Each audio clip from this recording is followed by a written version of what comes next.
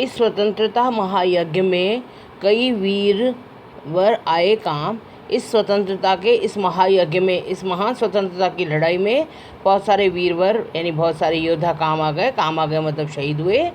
नाना धुंधु पंत तात्या चतुर, ये अर्जुन मुल्ला सरनाम, ये सब योद्धाओं के नाम हैं। अहमद शाह, मौलवी, ठाकुर, कुंवर सिंह, सैनिक अभिमान, ये सब सैनिकों के अभिमान थे।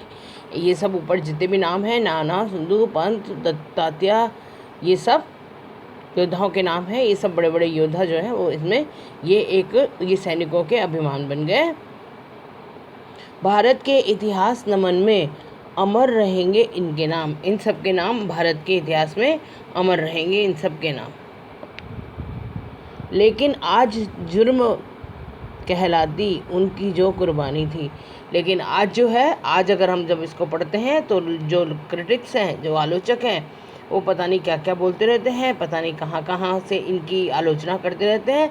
तो आज जो है, आज इनका जो ये घटना है, इनका जो युद्ध है, आज इसकी आलोचना करके इसको जुर्म कहा जा रहा है, इसको अपराध कहा जा रहा है। बुंदेले हर बोलों के मुँह हमने सुनी कहानी थी, खूब लड़ी मर्दानी वो तो झांसी वाली रानी थी।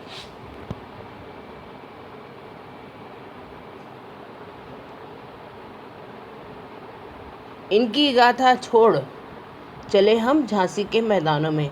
हम इनकी कहानी को तो झांसी के मैदानों में छोड़ चले हैं। जहाँ खड़ी है लक्ष्मी बाई मर्द बनी मर्दानों में। कैसी झांसी का मैदान कैसा है? जहाँ पर लक्ष्मी बाई जो हैं वो मर्द बन के खड़ी हैं, मर्दानी होकर के। औरत के रूप में नहीं, वो मर्दों के रूप में मर्दानी बन के खड़ी है। लेफ्टिनेंट वॉकर आ पहुँचा, आगे बढ़ा जवानों में। लेफ्टिनेंट वॉकर जो है वो उस वक्त का अंग्रेज़ शासक है, अंग्रेज़ नेता है। उस लड़ाई में कौन आके पहुंचा? लेफ्टिनेंट वॉकर आकर के पहुंच गया वहाँ पर। और रानी ने तलवार खींच ली, हुआ द्वंद्व आसमानों में।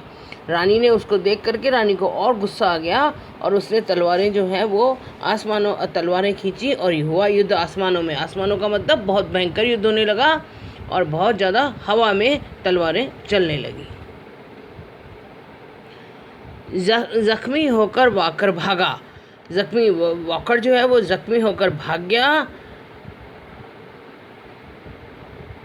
उसे अजब हैरानी थी और उसको इतनी ज़्यादा हैरानी होने लगी क्योंकि किससे जख्मी होकर भागा? वो एक औरत से।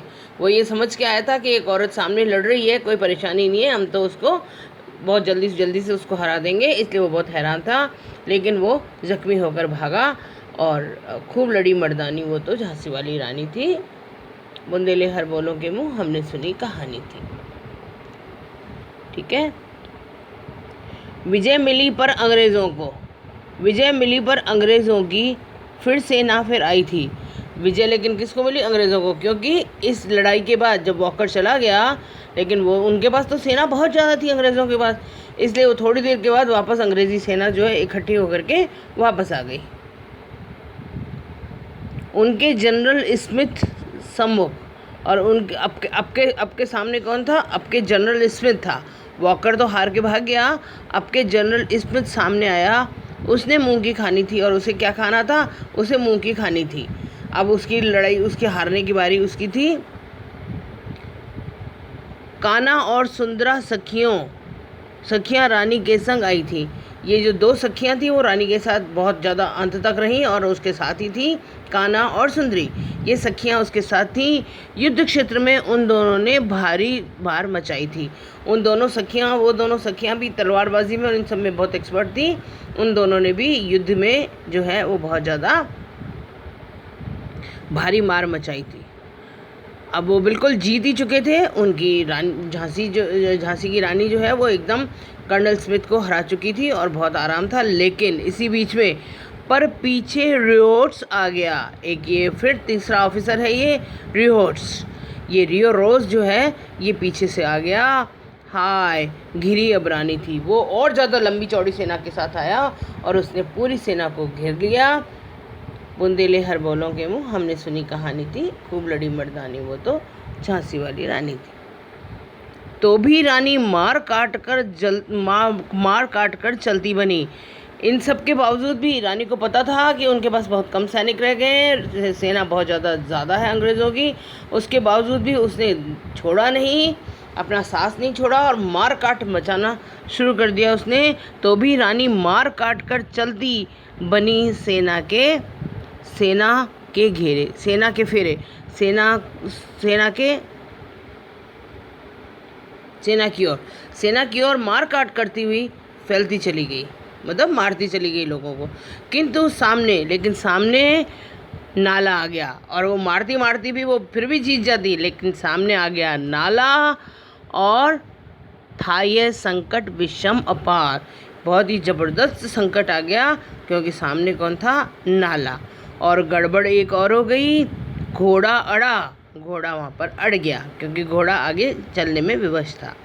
नया था घोड़ा, अगर उसका पुराना घोड़ा होता तो वो तो कूद जाता, लेकिन नया था घोड़ा। इतने में आ गए सवार, और इतने में सारे के सारे जो घुड़सवार थे पीछे अंग्रेज़ों के, वो आ गए। रानी एक शत्रु बहुत तेरे, रानी एक थी और शत्रु बहुत ज़्यादा थे।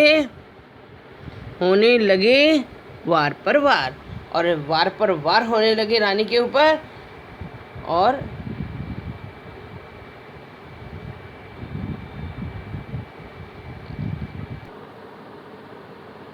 घायल हो गई सिंघनी, वो शेरनी जो है वो घायल हो गई, उसे वीर गति पानी थी, उसे तो वीर गति मिल गई। बुंदेले हर बोलों के मुँह, हमने सुनी कहानी थी, खूब लड़ी मर्दानी, वो तो झांसी वाली रानी थी। रानी गई सिधार, रानी तो स्वर्ग सिधार गई।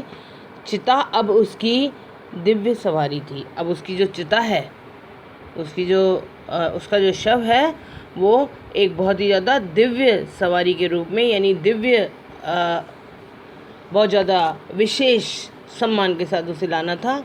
मिला तेज हो तेज, तेज की सच्ची अधिकारी थी। तेज से तेज मिल गया, यानी बहुत ज़्यादा वीर थी, वीरता से वीरता मिल गई, और उसे कहाँ जाना था? वो उसकी अधिकारी थी। वो वीरता से लड़ती लड़ती मरी, तो वो वीरता की अधिकारिणी थी। अभी उम्र कुल 23 की थी, अभी उसकी उम्र कुल 23 की थी। मनुज नहीं अवतारी थी, वो क्या थी? मनुज नहीं थी, मनुष्य नहीं थी, वो एक अवतारी थी। हमें जीवित करने आई थी, बन स्वतंत्रता नारी थी। स्वतंत्रता की नारी बनकर, स्वतंत्रता के रूप में एक नारी बनकर हमें वो क्या करने आई थी? जीवित करने आई थी। यानी हम बिल्कुल मुर्दा पड़े हुए थे, हमें जीवित करने आई थी वो। दिखा गई पथ सिखा गई, हमें दिशा दिखा गई, हमें रास्ता दिखा गई, और हमें सिखा भी गई। हमको जो सीख सिखानी थी, उसे जो हमें शिक्षा देनी थी, वो हमें सिखा गई। बुंदेले हर बोलों के मुँह, हमने सुनी कहानी थी, खूब लड़ी मर्दानी, वो तो झांसी वाली रानी थी। आओ रानी, याद रखेंगे ये कृतज्ञ भारतवासी। हे रानी आओ, हम तुम्हारे कृतज्ञ हैं, हम सब भारतवासी तुम्हारे कृतज्ञ हैं, हम तुम्हें याद रखेंगे। ये तेरा बलिदान जगाएगा स्वतंत्रता अविनाशी, ये अनवरत, यानी जो कभी नाश न हो, ऐसी अविनाशी स्वतंत्रता का एक आंदोलन जगाएगा तेरा ये बलिदान। होवे चुप इतिहास, इतिहास चाहे चुप हो जाए, लगे सच्चाई को चाहे फांसी लग जाए सच्चाई को, यानी लोग चाहे डर के मारे सच्चाई नहीं बोलें, चाहे इतिहास चुप हो जाए, पर हो मदमाती विजय हो, लेकिन आपकी ये विजय जो मदमाती विजय है, मिटा दे गोलों से चाहे झांसी चाहे आपकी इस विजय को गोलों से मिटा दे, लेकिन तेरा स्मारक तू ही होगी, तेरी याददाश्त तो तू होगी, तेरा स्मारक तो बनेगा ही बनेगा। तू खुद अमिट निशानी थी, क्योंकि तू कभी न मिटने वाली निशानी तो तेरा खुद का व्यक्तित्व है, तेरे खुद के कृतित्व हैं जो तूने किया है। इसलिए हे रानी, चाहे तुम्हारा इतिहास तुम्हें याद करे या ना करे, चाहे तुम्हें इतिहासकार तुम्हारे बारे में लिखें या ना लिखें, लेकिन तुम अपने आप में खुद एक अमिट निशानी हो। बुंदेले हर बोलों के मुँह से हमने सुनी कहानी थी, खूब लड़ी मर्दानी, वो तो झांसी वाली रानी थी। आगे समझ में? झांसी की रानी के लिए कहा जाता है कि वो अगर उसके पास थोड़ी सी भी कोई सहायता होती, उसके पास अगर थोड़ा सा भी योद्धाओं का और थोड़ा सा मैन पावर उसके पास होता, तो अंग्रेज़ 1857 में भाग चुके थे यहाँ से, और एक बार झांसी एक जगह से निकलते तो फिर धीरे धीरे करके बाकी जगहों से वे निकल सकते थे। लेकिन इतना करने के बाद भी झांसी की विजय नहीं हो पाई। बस ये इसका एक ड्रॉबैक है, उसके और भी कई कारण हैं जो आप एसएसटी वगैरह में पढ़ेंगे। ठीक है, मैं इसके क्वेश्चन आंसर्स दे रही हूँ, आप इसको करिएगा। Thank you. अपने आप को घर में रहिए, कोरोना से बचाइए और स्वस्थ रहिए।